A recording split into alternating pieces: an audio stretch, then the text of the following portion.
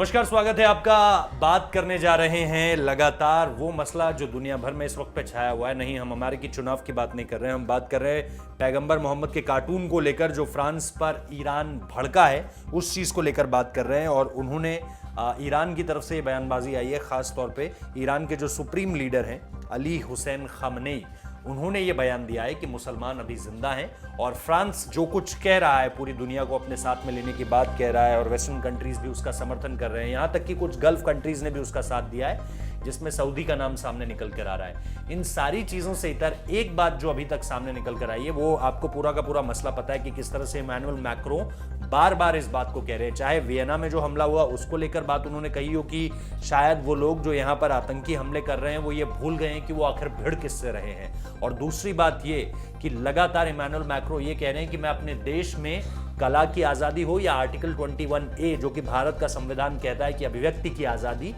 उस चीज को कहीं भी उस स्टैंड से पीछे नहीं हटूंगा। यही बात जो है, अगर आप देखें तो उनसे पहले फ्रांसवा ओलांद जो राष्ट्रपति हुआ करते थे, उन्होंने इतनी मुखर होकर ये बात कभी नहीं कही थी।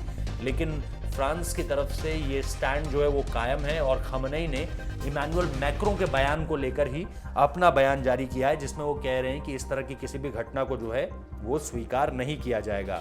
उन्होंने कहा भी कि ये केवल फ्रांस की कला का ही पतन नहीं है, बल्कि वहां की सरकार की इस गलत काम का समर्थन कर रही है। फ्रांस के प्रमुख राजनेता यानी राष्ट्रपति इमैनुअल मैक्रों की ओर उन्होंने इशारा करते हुए कहा कि वो इस तरह के कार्टून के छपने का जो है वो समर्थन कर रहे हैं। और हम ये लगातार देख रहे हैं कि फ्रांस की तरफ से बार बार इस बात को दोहराया जा रहा है कि वो इस तरह की किसी भी चीज से पीछे हटने वाले नहीं है। और लगातार जो कुछ हुआ उसके बाद, चाहे सरकारी बिल्डिंग्स में शार्ली हेब्दो के वो कार्टून्स लगाना हो, इसके साथ साथ जो कुछ हमने अभी तक देखा है फ्रांस किस तरह से अपने लोगों या अपने लोगों की पेंटिंग्स को लेकर, या जो तमाम मीडिया हाउसेस हैं उन सारी चीज़ों को लेकर समर्थन कर रहा है। और क्योंकि शार्ली हेब्दो का अगर आप इतिहास देखेंगे तो विवादित इस तरह से है कि फ्रांस में लगातार उसको बंद किया गया है।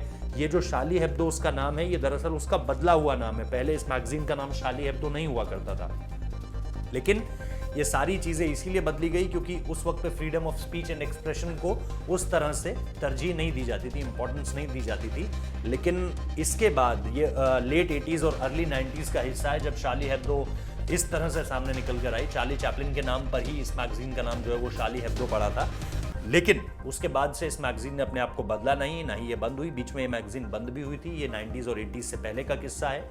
लेकिन अब जो है फ्रांस की सरकार लगातार अपने देश में अभिव्यक्ति की आज़ादी के समर्थन में खड़ी है, फिर दुनिया कुछ भी कहती रहे। तो ये ईरान की तरफ से टेक था। अब फिलहाल इस वीडियो में इतना ही। आगे जो कुछ भी होगा इस पूरे के पूरे मसले पर हम आपको बता ही रहे हैं। अगर आपको कवरेज सही लग रही है, ठीक लग रही है, तो फिर चैनल को सब्सक्राइब जरूर कीजिए, वीडियो को लाइक जरूर कीजिए, कमेंट जरूर कीजिए, और हमारे चैनल को सब्सक्राइब करना मत भूलिए। बहुत बहुत शुक्रिया।